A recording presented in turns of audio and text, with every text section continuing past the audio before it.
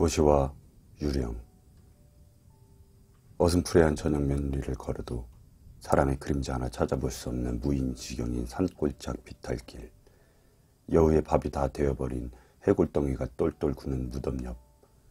혹은 비가 축축이 뿌리는 버덩을 다 쓰러져가는 물레방앗간. 또 혹은 몇백 년이나 묵은 듯한 우중충한 늪가. 거기에는 흔히 도깨비나 귀신이 나타난다 한다. 그럴 것이다.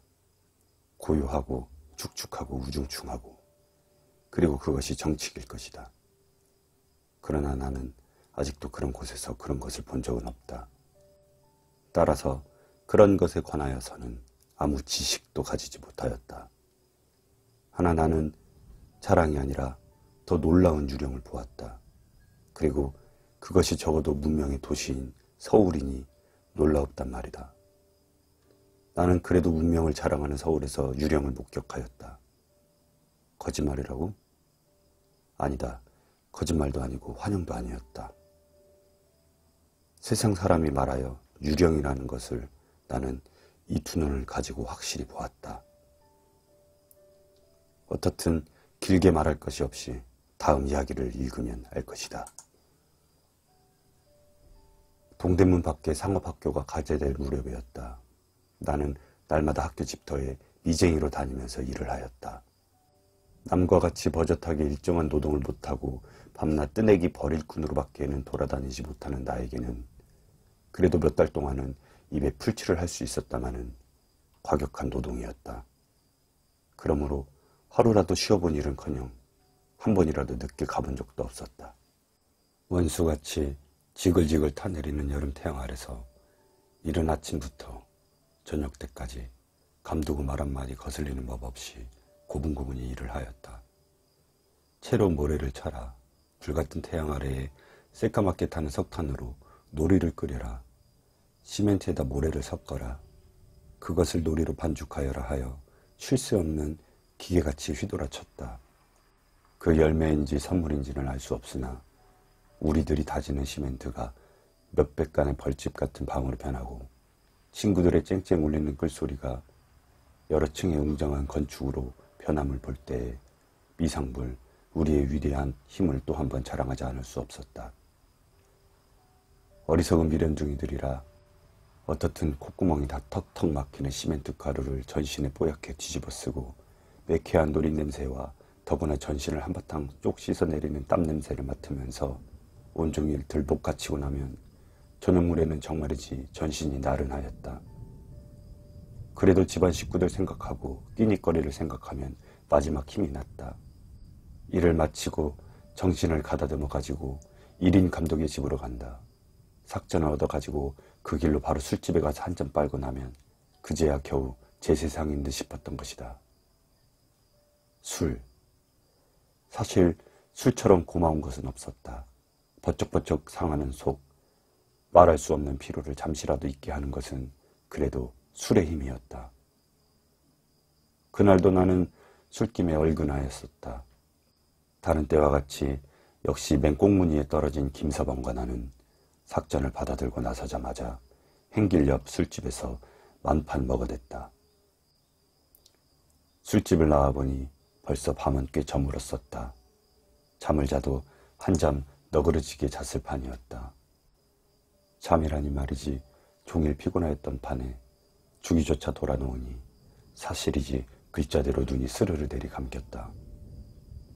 김서방과 나는 즉시 잠자리로 향하였다. 잠자리라니 보들보들한 아름다운 계집이 기다리고 있는 분홍 모기장 속 두툼한 요위인 줄은 알지 말아라. 그렇다고 어둠침침한 행랑방으로 하려는 것도 아니다.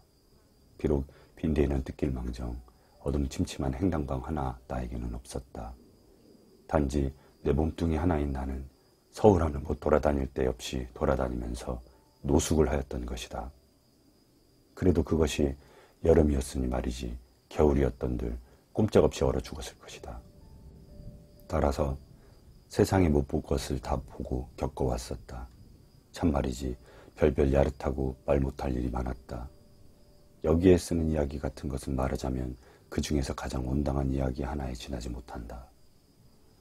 어떻든 김서방도 이미 늦었으니 행랑 구석에 가서 빈대에게 뜯기는 것보다는 오히려 노숙하기를 좋아하였다. 나는 도수장께를 지나서 동묘 앞까지 갔었다. 어느 결인지 가는 비가 보실보실 뿌리기 시작하였다. 축축한 어둠 속에 칙칙한 동묘가 그 윤곽을 감추고 있었다. 사방은 고요하였다. 이놈들 게잇 꺼라. 벼랑간에 땅에서 솟은 듯이 이런 음성이 들렸다. 나는 깜짝 놀라는 대신에 빙긋 웃었다. 이래 보여도 한여름 동안을 이런 데로 댕기면서 잠자는 놈이다. 그렇게 쉽게 놀래겠니? 하는 담찬 소리를 남겨놓고 동묘 대문께로 갔다. 얘기한 바와 다름없이 거기에는 벌써 우리 따위의 친구들이 잠자리를 차지하고 있었다. 그래도 꽤 넓은 대문간이지만 그 속에 그 가게 고기새끼 모양으로 오르르 차 있었다. 이리 눕고 저리 눕고 허리를 베이고 발치에 코를 박고 드르렁 드르렁 코를 골고 이놈들 개입 거라. 아이고 그년 이런 경칠 자식 보게. 엎치락 뒤치락 연애한방 잠꼬대 소리가 뒤를 이었다. 그러면 이쪽에서는 술맛 좋다 하고 입맛을 쩍쩍 다시는 사람도 있었다. 그 바람에 나도 끌려서 어느 결에 쩍쩍 다시려던 입을 꾹 다물어 버리고 나는 어이가 없어 웃으면서 김서방을 둘러보았다. 어떡하려나? 가세? 가다니? 아무 데라도 가자야지. 김서방 역시 웃으면서 두 손으로 졸린 눈을 비볐다. 이 세상엔 빠른 게 첫째야. 이 잠자리도 이제 세근하네 그려. 하면서 팔꿈치를 돌리려 할 때이다. 나는 의뢰에 닫혀 있어야 할 동묘 안으로 통안문이 어쩐 일인지 반쯤 열려있는 것을 발견하였다. 여보게, 저리로 들어가세. 어디로 말인가? 김서방은 시험치 않은 듯이 역시 눈만 비볐다. 저 안으로 말이야. 지금 가면 그 어딜 간단 말인가. 아무데라도 쓰러져 한잠 자면 됐지. 그래도 뭐 고지기들한테 들킬까봐 말인가? 상관 있나? 그까짓 거 내일 식전에 일찍이 달아나면 그만이지. 그래도 시원치 않은 듯이 머리를 긁는 김서방의 등을 밀치면서 나는 안으로 들어갔다. 중문턱까지 들어서니 더 한층 고요하였다. 여러 해 동안 버려두었던 빈 집터같이 어둠 속으로 보아도 길이 덮는 자풀이 숲속같이 우거져 있고 낮에 보아도 칙칙한 단청이 어둠에 물들어 더 한층 우중충하고 게다가 비에 젖어서 말할 수 없이 구중충한 느낌을 주었다. 똑바로 말이지 청 안에 안치한 그림 속에서 무서운 장사가 뛰어내닿지 않을까 하고 생각할 때 머리끝이 쭈뼛하는 것을 어찌할 수 없었다. 거진 옷을 적실만하게 된 빗발을 피하여 앞들을 지나 넓은 처마 밑에 이르렀다. 그 자리에 그대로 푹 주저앉아 겨우 안심한 듯이 숨을 내쉬었다. 그때이었다. 아이고, 저 뭔가 이 사람.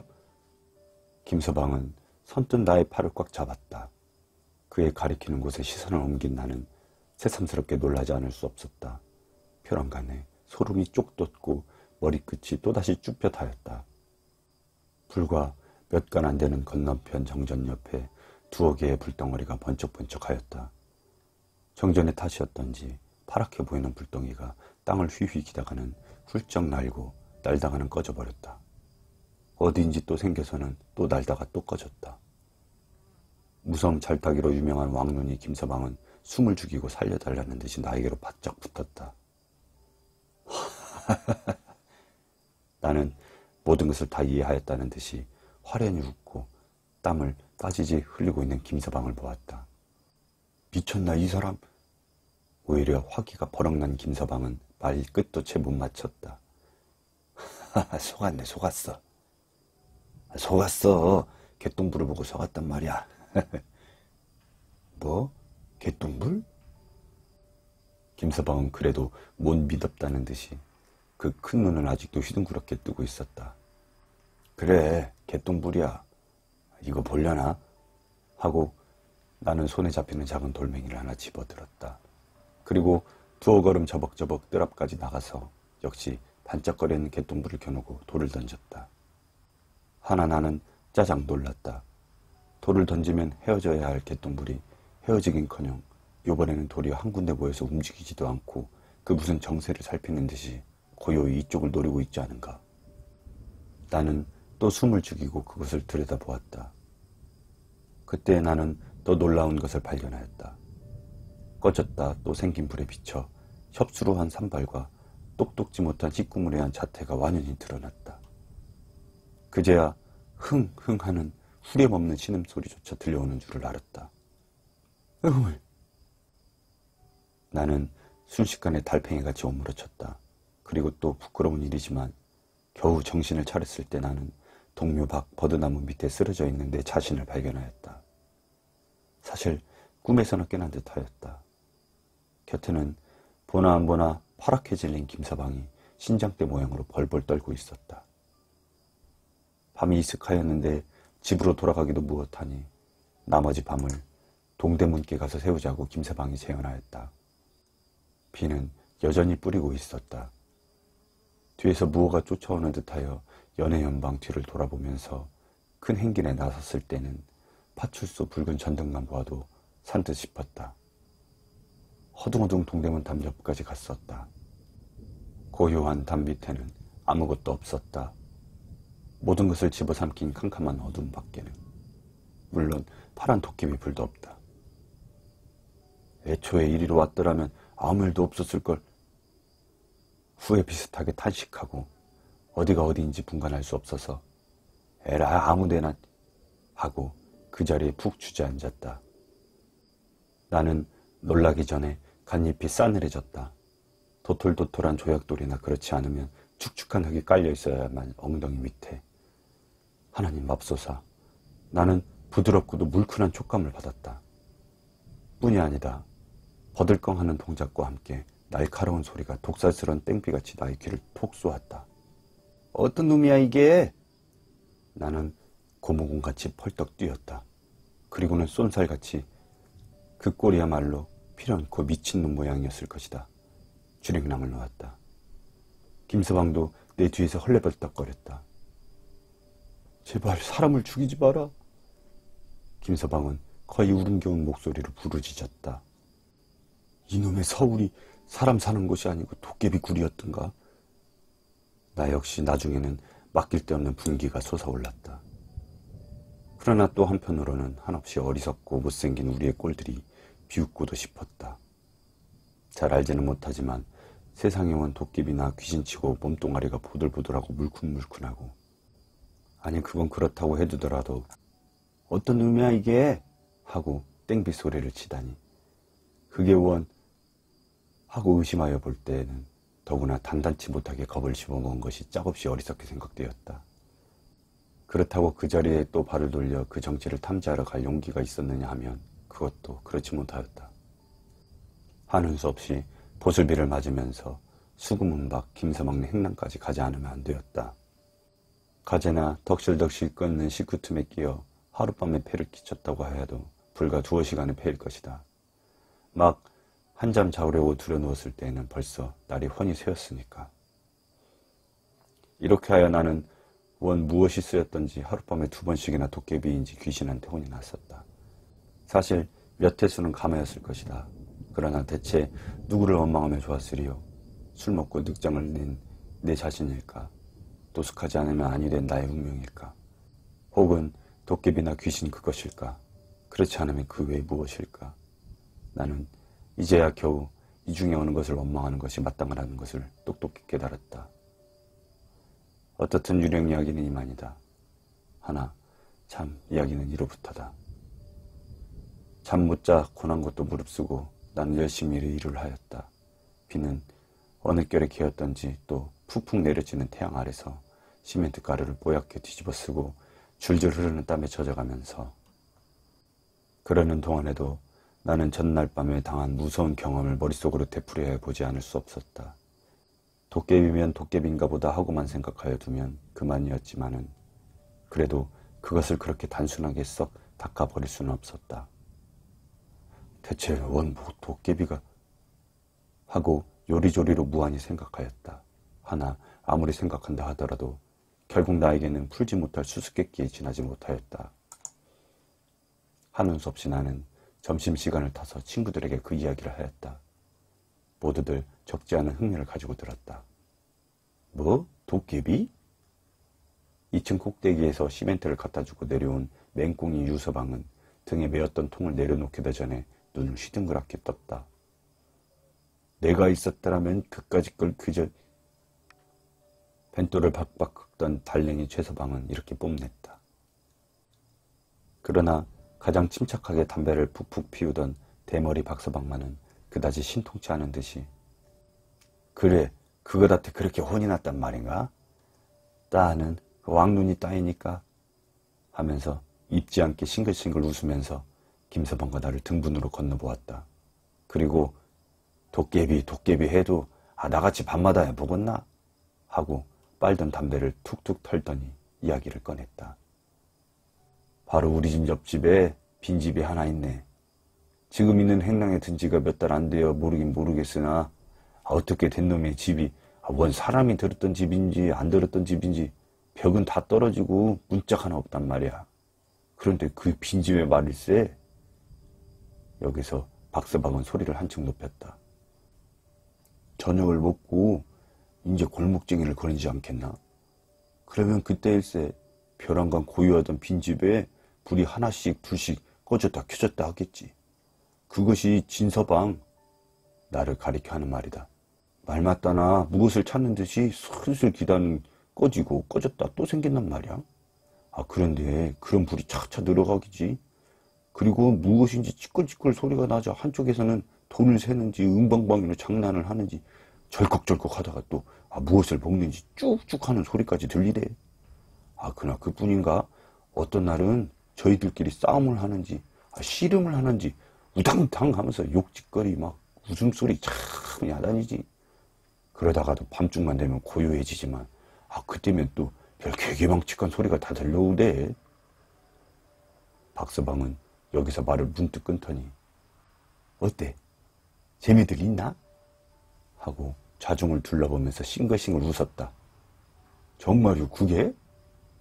웅크리고 앉았던 달랭이 최서방은 겨우 숨을 크게 쉬면서 눈을 까불까불 하였다. 그럼 정말 아니고 내가 그 자네들 데리고 실없는 소리를 하겠나? 하면서 박서방은 말을 이었다. 하나 너무 속지들은 말게. 그런 도깨비는 비단 그 빈집에나 진서방들 혼난 데만 있는 것이 아닐세. 위선밤에 그 동관이나 혹은 종묘께만 가보게 시끌시끌 할 테니. 나의 도깨비 이야기를 하여 의심을 풀려든 나는 박서방의 도깨비 이야기로 하여 그 의심을 한층 더 높였을 따름이었다. 더구나 뼈있는 그 말과 뜻있는 듯한 그의 웃음은 더 한층 알지 못할 수수께끼였다. 그럼 대체 그 도깨비가 무엇이란 말이오? 내가 이 자리에서 길게 다 말할 것 없이 자네가 오늘 저녁에 또 한 번 가서 천천히 살펴보게. 그러면 모든 것이 얼음장같이 할 때에 박서방이 곁에 시커먼 것이 나타났다. 무슨 얘기했소? 1인 감독에 일할 시간이 왔다는 것을 고하는 듯한 소리였다. 웃어 일이 해야지. 모두들 툭툭 털고 일어났다. 나도 하는 수 없이 박서방에게 더 캐묻지 못하고 자리를 일어나서 나 맡은 일터로 갔다. 그날 저녁이다. 결국 나는 또 한 번 거기를 가보기로 작정하였다. 물론 김서방은 뺑소니를 치고 나 혼자다. 뻔히 도깨비가 있는 줄 알면서 또 가기는 사실 속이 캥겼다. 하나 또 모든 의심을 풀어버리고 그 진상을 알려 하는 나의 욕망은 그보다 크면 컸지 결코 적지는 않았다. 나는 장차 닥쳐올 모험의 가슴을 벌떡이면서 발에다 용기를 주었다. 그까짓 거 역차직하면 이걸로 하고 손에 든 몽둥이. 나는 만일의 경우를 염려하여 몽둥이 하나를 준비하였던 것이다. 몽둥이를 번쩍 들 때에 나는 저절로 흘러나오는 미소를 금할 수 없었다.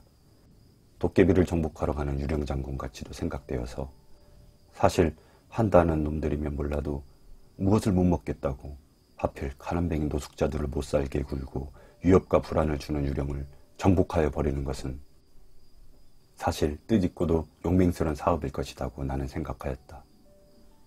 어떻든 장차 닥쳐올 모험에 가슴을 벌떡이면서 발에다 용기를 주었다. 어두워가는 황혼 속에 음침한 동료는 여전히 우중충하였다. 좀 이르다고 생각하였으나 나오기를 기다리면 되지 하고 제멋대로 후둑후둑 뛰는 가슴을 가라앉히고 아직도 열려있는 대문을 서슴지 않고 들어섰다. 중문을 들어서 정전 앞으로 몇 발짝 걸어갔을 때이다. 전날 밤에 나타났던 정전 옆 바로 그 자리에 헙스럽하게 산발한 2개의 그림자가 있었다. 그러나 나는 벌써 어리석은 전날 밤의 나는 아니었다. 원 요런 놈의 도깨비가. 몽둥이를 번쩍 들고 사실 장군다운 담을 가지고 나는 그 자리까지 달려갔다. 하나 나의 손에서는 만신의 힘이 맺혔던 몽둥이가 힘없이 굴러떨어졌다. 유령 장군이 금시에 미추광이 광대새끼로 변화해버렸던 것이다. 원 이런 놈의. 틀림없던 도깨비가 순식간에 2 모자의 거지로 변하다니 이런 기막힌 일이 어디 있단 말인가. 다음 순간 그 무엇을 번쩍 돌려 생각한 나는 또다시 몽둥이를 번쩍 들었다. 요게 정말 도깨비 장난이라는 것이야? 하나 도깨비란 소리의 영문을 모르는 2 모자는 손을 모으고 썩썩 빌었다. 아이고 왜 이럽니까? 이건 틀림없는 사람의 목소리였다. 나가라면 그저 나가라든지 그래. 이 병신을 죽이시렵니까?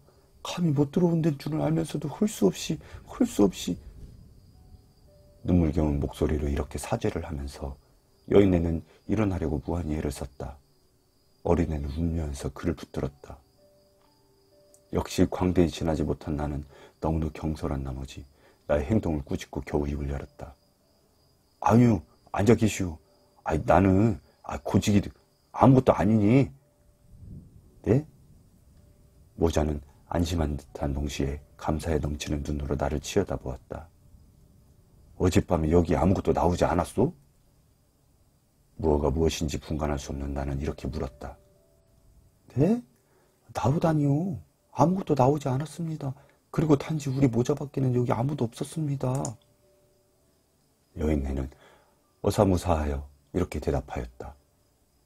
그럼 대체 그 불은? 나는 그래도 속으로 의심하면서 주위로 눈을 휘둘렀다. 무슨 일이나 생겼습니까? 정말 저희들밖에는 아무것도 없었습니다. 그리고 저희는 저지른 것도 없습니다. 밤중은 돼서 다리가 하도 아프길래 약을 바르려고 찾으니 생전 있어야지요. 그래 그것을 찾느라고 성냥 한 갑을 다 꺼내버린 일밖에는 아무것도 없었습니다. 하고 여인네는 한쪽 다리를 훌떡 걷었다. 그리고 눈물이 그 다리 위에 뚝뚝 떨어지기 시작하였다. 나는 모든 것을 얼음장 풀리듯이 해득하기는 하였으나 여기서 또 한참 혹한 그림을 보지 않으면 안 되었다. 그의 훌떡 걷은 한편 다리, 그야말로 눈으로는 참아보지 못할 것이었다. 발목은 끊어져 달아나고 장단지는 나뭇개비같이 마르고 채 아물지 않는 자리가 시퍼렇게 질려 있었다.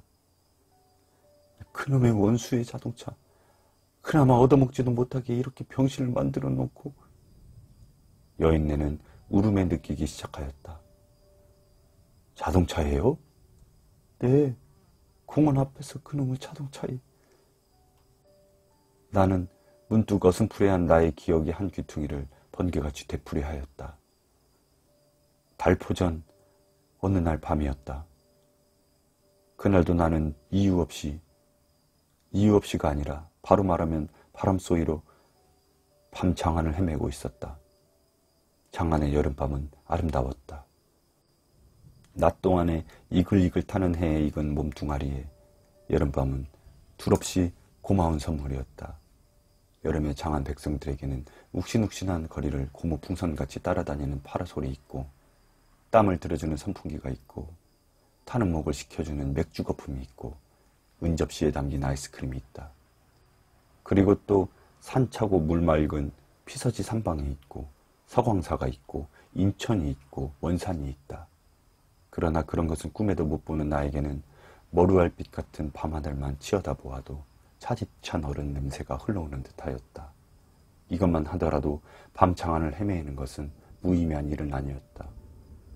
게다가 무엇보다도 거리 위에 낫 거미새끼같이 흩어진 계집의 얼굴은 사례분 냄새만 맡을 수 있는 것만 하여도 사실 밤장을 헤매는 값은 훌륭히 될 것이었다. 그러나 장안의 여름밤을 아름다운 꿈으로만은 생각하는 것은 큰 실수이다. 여기에는 생활에 무거운 짐이 있다. 잔칫집 마당같이 들보가치는 야시에는 하루면 24시간의 끊임없는 생활에 지긋지긋한 그림이 벌려져 있었다. 거기에는 낮과 다름없이 역시 부르짖음이 있고 싸움이 있고 땀이 있었다. 그러나 아무튼지간에 가슴을 식혀주는 시원한 맛은 싫은 것은 아니었다. 여름밤은 아름다웠다.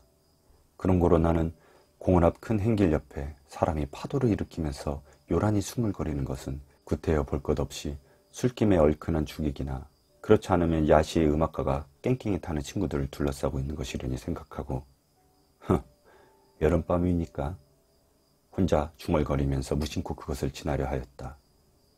그러나 사람들의 수물거리는 봄이 주정꾼이나 혹은 깽깽이군의 경우와는 달랐다. 그리고 무엇보다도 노자 젊어 노자 먹고 마시고 만판 노자 하는 주객의 노래는 안 들렸다. 그렇다고 밤사람을 취하게 하는 아름다운 깽깽이 노래도 들려오지는 않았다. 그러면 대체 나의 발길은 부지중에 그리로 향하였다. 뭐 겨우 요술꾼 약장수야? 나는 그렇게 실망에 가까운 어조로 중얼거리고 대수롭지 않은 듯이 발길을 돌리려 할 때이다. 사람들의 수물거리는 틈으로 나는 무서운 것을 보았다. 군중의 숲에 쌓여서 안 보이던 한 채의 자동차와 그 밑에 깔린 여인네 하나를 보았다.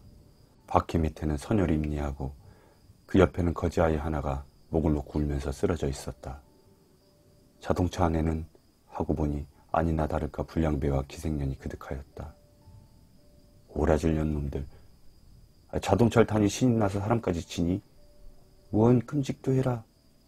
이런 말 마디를 주우면서 나는 어느 곁에 그 자리를 밀려져 나와 있었다. 그래, 당신이 나는 되풀이하던 기억의 끝을 문득 돌려 이렇게 물었다. 네, 그렇답니다. 달포 전에 원수의 자동차에 치여가지고 병원인지 무언지를 끌고 가니 생전 저 어린 것이 보고 싶어 견딜 수 있어야죠. 그래 한 달도 채 못돼 되려 나오지 않았어요. 그랬더니 이놈의 다리가 또 아프기 시작해서 배길 수 있어야지요. 다리만 성하문약. 그래도 돌아다니면서 얻어먹을 수는 있지만. 여인네는 차마 더 볼 수 없는 다리를 두 손으로 만지면서 울음에 느꼈다.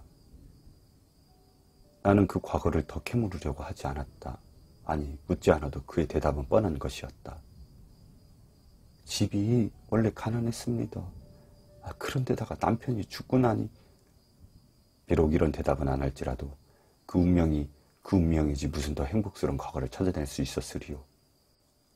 나의 눈에는 어느 곁인지 눈물이 그득히 고였었다. 동정은 우월감의 반쪽일는지 아닐지는 모른다. 하나 나는 나도 모르는 동안에 주머니 속에 든 대로의 돈을 모두 움켜서 뚝 떨어지는 눈물과 같이 그의 손에 쥐어주었다. 그리고 아무 말 없이 불이 나게 그 자리를 뛰어나왔었다. 이야기는 이만이다. 독자여, 이만하면 유령의 정체를 똑똑히 알았겠지.